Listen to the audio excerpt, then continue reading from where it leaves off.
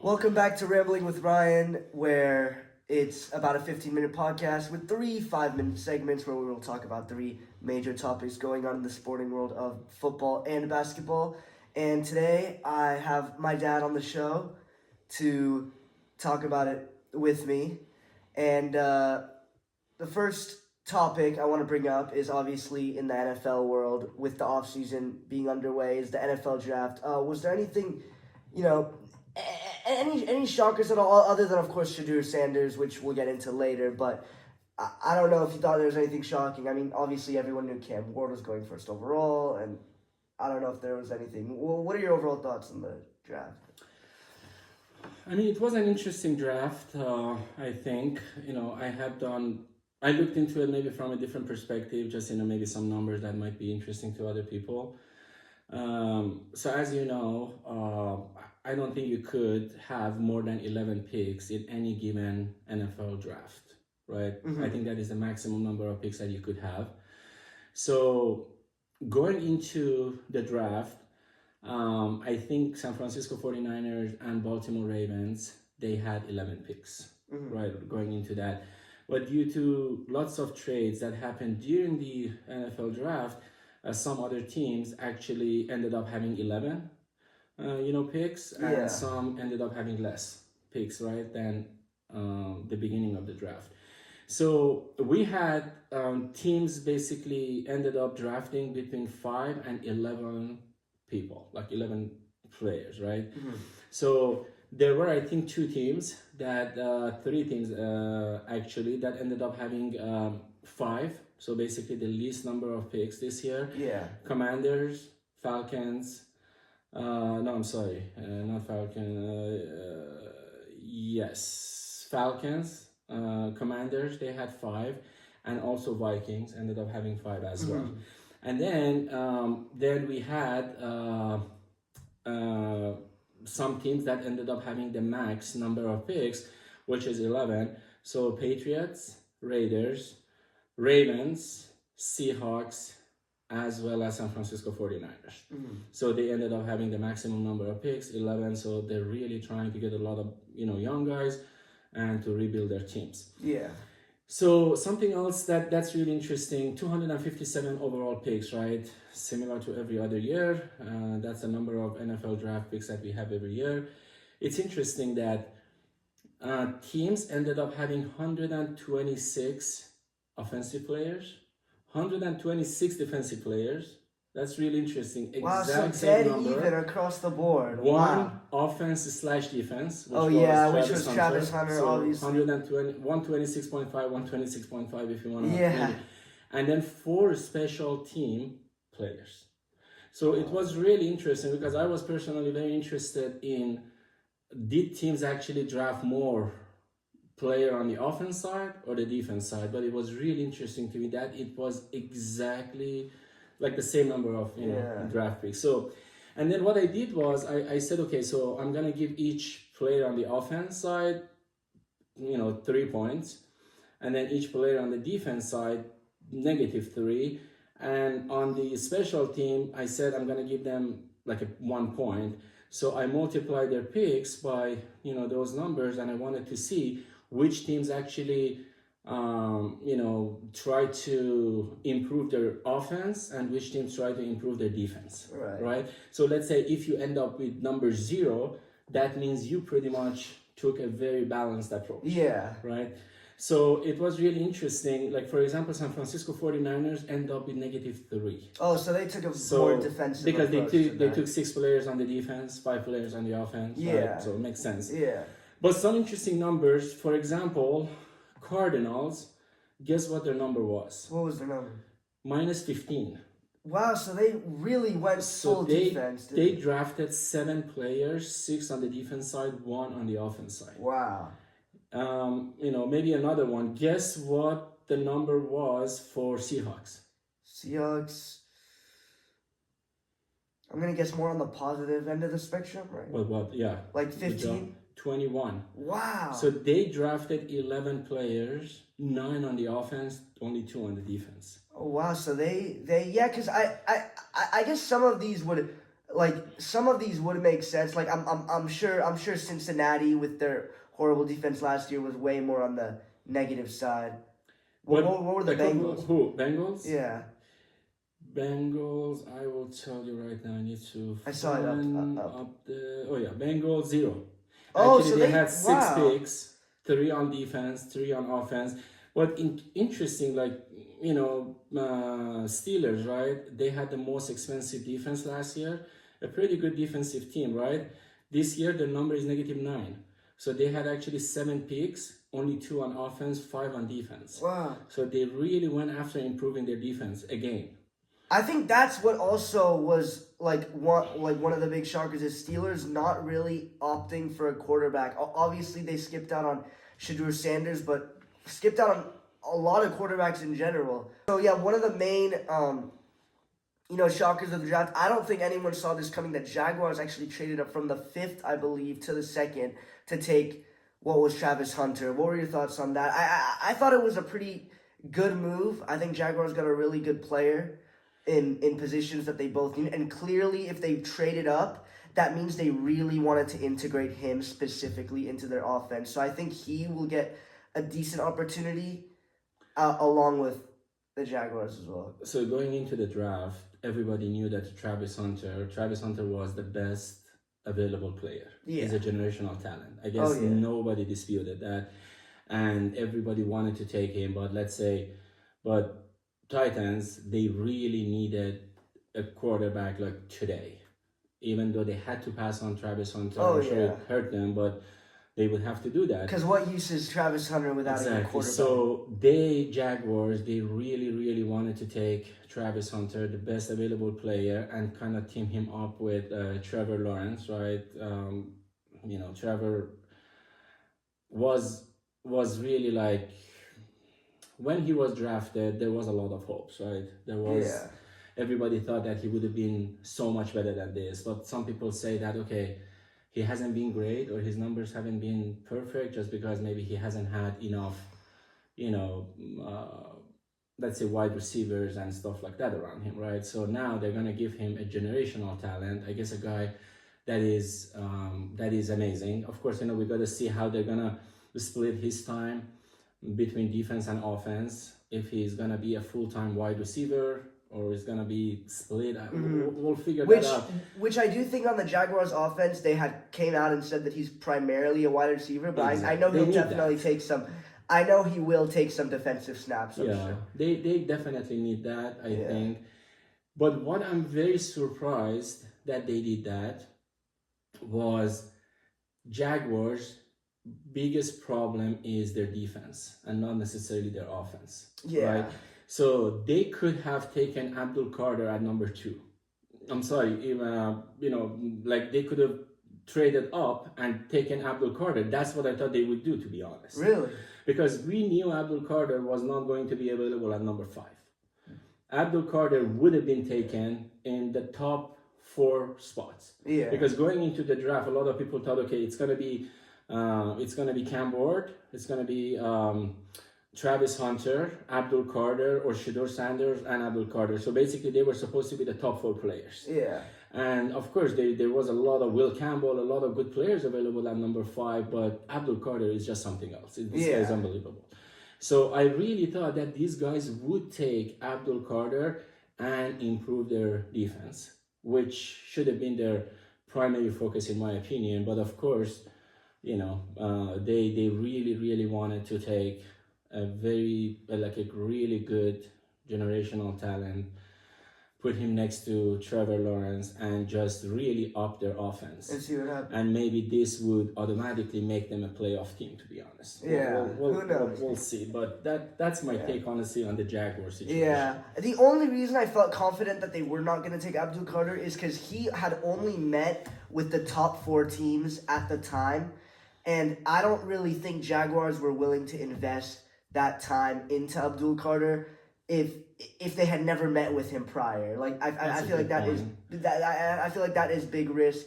Let's say if he were to pull like an Eli Manning where he demanded out of Jacksonville. So I think they were so I think there was a lot more there was a lot more reward and less risk going with Travis Hunter. With That makes sense. Yeah. That makes sense. And again, if I were them, I would have met with Abdul Carter. I would have taken him. I would have drafted him. Oh yeah, and I would have at least That's made an just effort. my But opinion. Abdul Carter himself, he felt so confident in going top 4. He only chose himself to meet with the top 4 and declined every other meeting. He's amazing. So, I think Giants got one of the best players in the past. Oh yeah, and I think overall they had a very good draft as well. Very, I agree. Speaking of someone who did not have a really good draft day, Shedeur Sanders isn't. I mean, there's just so much to go into with him. I mean, we knew maybe he was gonna fall a bit more, but did you expect falling out of the first round, even second round? Yeah, honestly, no. I thought he was gonna be a first round pick. I mean, I listened to a lot of podcasts, listened to a lot of people, and nobody had him past like number 21. Yeah. Because Steelers were going to draft number 21. They had not signed Aaron Rodgers. They really wanted to see what happens, in the draft, this year, and then see what happens. So I really, really thought after Browns did not take him, I really thought Saints would take him at number 9.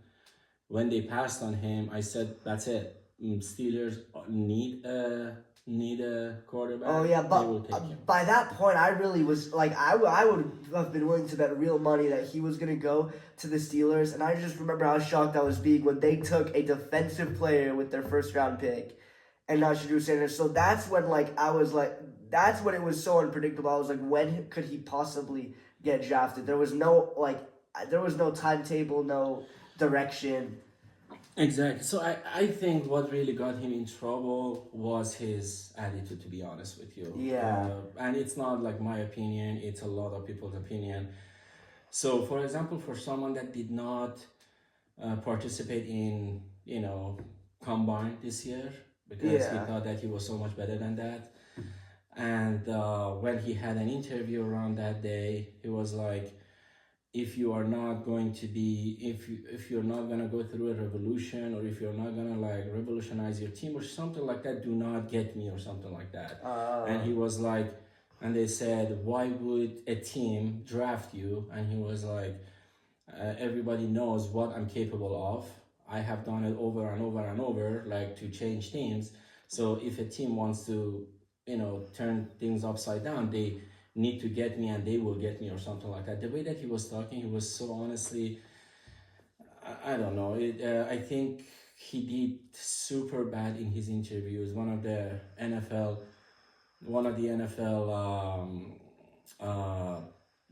executives actually said Shedeur's interview was the worst that he had ever seen, or definitely the worst one. So he did so bad. He did not impress the teams that they interviewed him, and then also a lot of, I guess, he comes with a lot of baggage or something like that. Just like he brings so much attention, unwanted attention. A lot of teams, let's say Browns or like Steelers, the way that Mike Tomlin does things, I guess he wants everything to be calm, right? He wants the focus to be on football, on practice and stuff like that. And I think with Shedeur's comes Deion Sanders. Exactly, and everything around it, right? So just that one thing. But another thing that we should never forget is, honestly, people that understand football, they never believed that Shedeur was a very good quarterback to begin with. Really? Yeah. So they talk about his arm strength as an example. They have several criteria, right, for quarterbacks. Arms strength, accuracy, this. Probably accuracy when under pressure. Exactly. So he apparently has a lot of issues. His arm strength is not that high. It's not really, his arms basically are not that strong. Oh, so that's he's one not. thing. That's what they say. They knew that from the very beginning. He has good qualities, but that's one of the bad qualities that he has, his arm strength. And also they say he plays, his style of play is like his personality. Is pretty cocky, to be honest, for the lack of a better Oh word. yeah. So they say that he makes a lot of selfish decisions. He really believes that he's so much better than everyone else.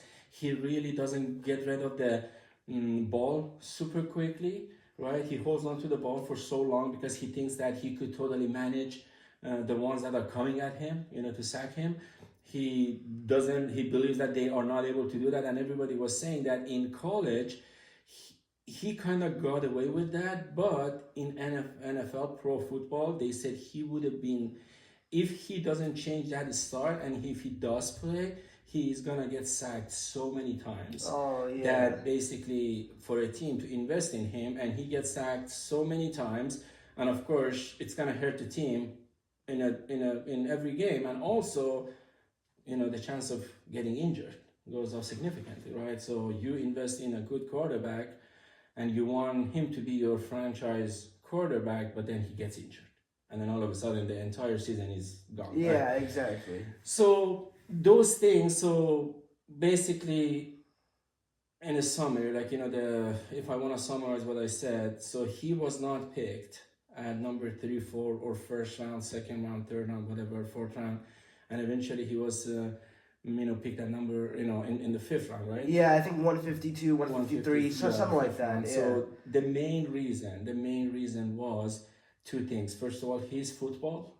He is not as good as he makes everyone think he believe is. that he is. And second of all, his attitude. Yeah, and I think that was the main thing too, like that, because in the end, only talent can really take you so far, and in the end, it's a team sport, and no one really wants. And no matter what people say, the mental attitude you have really affects your team's performance. So it doesn't. Exactly. So the third topic you wanted to.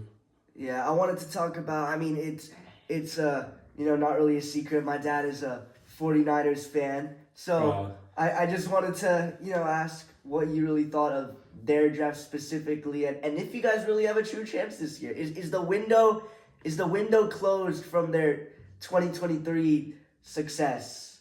I gotta start with it's red and gold until we dead and cold. Okay. That's really corny. So that's a 49er culture. Okay. And then okay, so 49ers, I do not believe that the window is closing or has closed. Okay, so 2 years ago, 49ers were the team in the NFC. They were the team to beat. They were known as a super team, if one would call. They went to 3 consecutive NFC championship, right? Yeah. Or in 5 years, I think they went to 4, right? And they won twice. They won the NFC twice. They went to the Super Bowl. So they were the team in the NFC that everybody wanted to beat. They were the team to beat, or whatever they call it, right?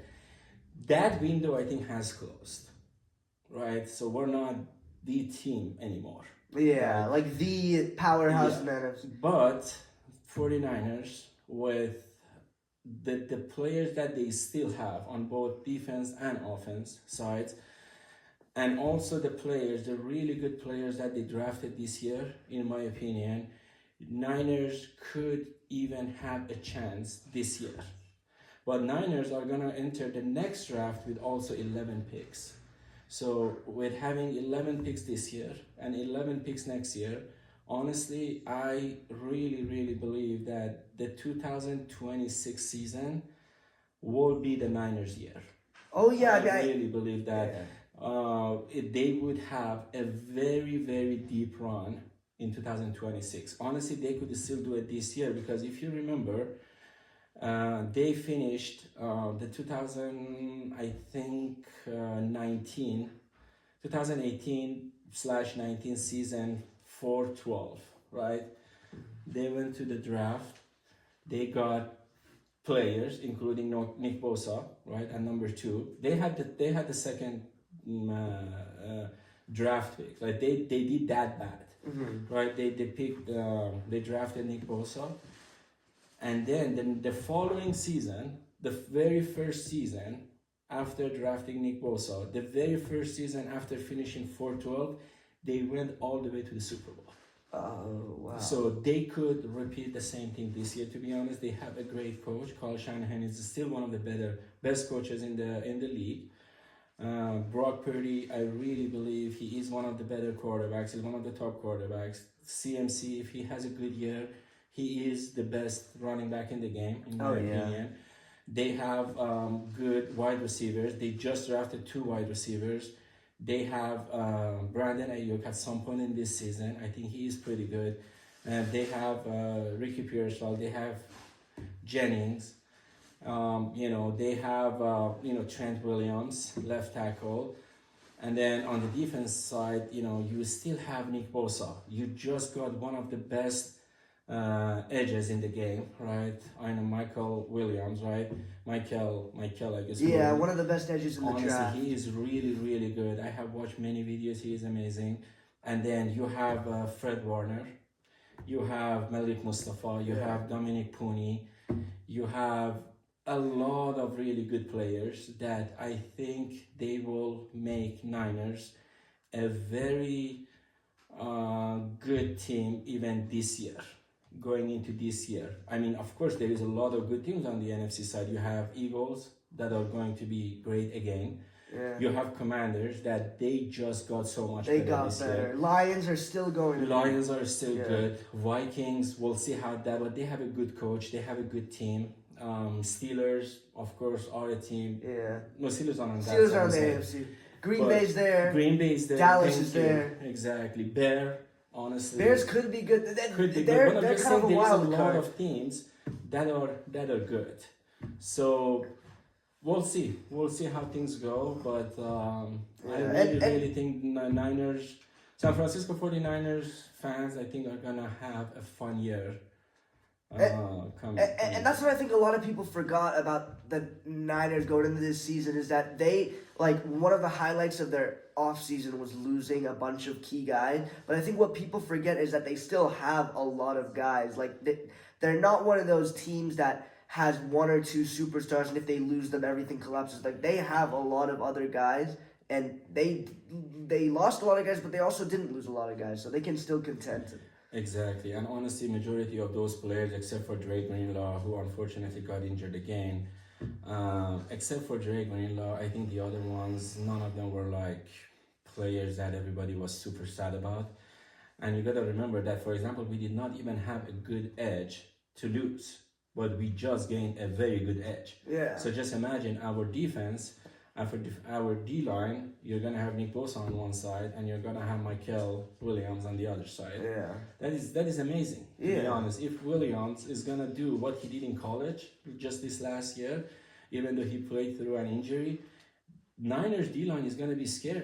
Oh, yeah. They put a lot of pressure on quarterbacks. You're going to see a lot of sacks on the opposing team's quarterback next year. No, I'm excited. I'm excited about the Niners season. Yeah.